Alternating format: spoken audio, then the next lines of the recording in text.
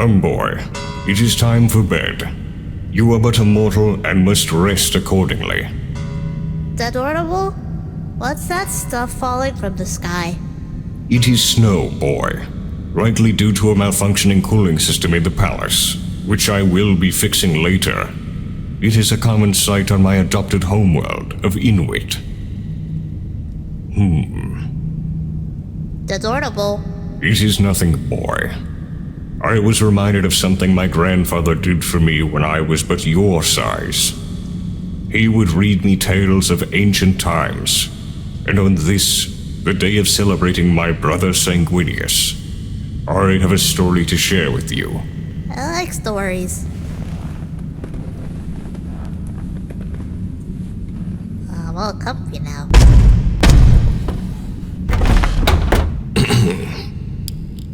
Let's see here. I believe it was page 374. Yes, there it is. 'Twas the night before Sanguinala, when all across Terra, not an adept was stirring, not even the Navis Primera. The quills were left in their inkpots with care, for the feast of Sanguinius would soon be there. The serfs were nestled all snug in their beds, whilst visions of rations danced in their heads.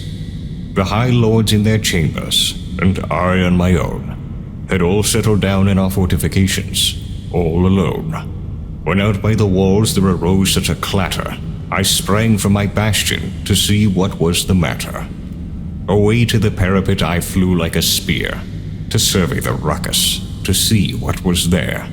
Luna upon the blanket of Himalayan snow gave a cold luster to everything below, when what to my imperial eyes did show, but a mighty great Primarch, all his captains in tow. Upon a great stormboard so mighty and lustrous, I knew in my heart it must be Sanguinius. More rapid than Aquila his retinue they came, he laughed and he shouted, and he called them by name. Now Amit, now Ascalon, now Raldoron and Beirus, on Furio, on Servius, on Salakar, on Carminus. To the top of the palace, top of the walls, now fly away all. Feathers flew as the angels did fly, together they climbed and did shoot toward the sky. Up to the palace spires the angels they flew, and upon a great stormbird gold-clad, Sanguinius too. Then in a shock, I heard upon the roof the stamping and crashing of each armored boot. I drew in my head and was turning round thus, when down the chimney there emerged Sanguinius. He was clad all in gold, from his crown to his foot, yet not a shard of his armor was tarnished with soot. The spear of Telesto he had flung on his back, akin to a hunter, bereft of his pack. His eyes they just shone, his dimples angelic, cheeks like roses, his countenance seraphic. His smiling lips drawn up like a bow, the cape on his back, as white as the snow. My burden eternal I longed to bequeath, for garlanding his head was a great laurel wreath. He had a warm face and an expression divine, his charisma far beyond even one such as mine. Yet happy and jolly the great angel was he, and I laughed when I saw him, and him along with me. A smile from his face and a nod of a head gave me great faith I had nothing to dread. He spoke not a word but went straight to his work, filled loyalist stockings, then turned with a jerk, laid a finger upon his lips, a wink from his eye, then out the window the angel did fly. He sprang to the air, to his men he did yell, "Come, my sons, 'tis no time to dwell." I heard him exclaim as they rode out of sight, "Merry Sanguinala to all, and to all a good night."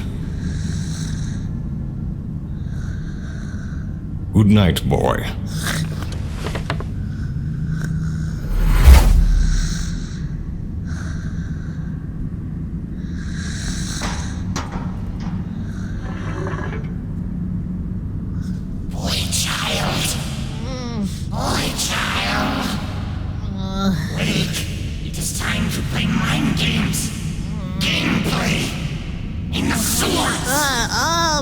I'm asleep. Party boy child. Cheesies and own. Disappear, please. Sanguinala. No! Sanguinala is damn fraud. This is a waste of time. He games and scream, poor child. Great wonder at day. No.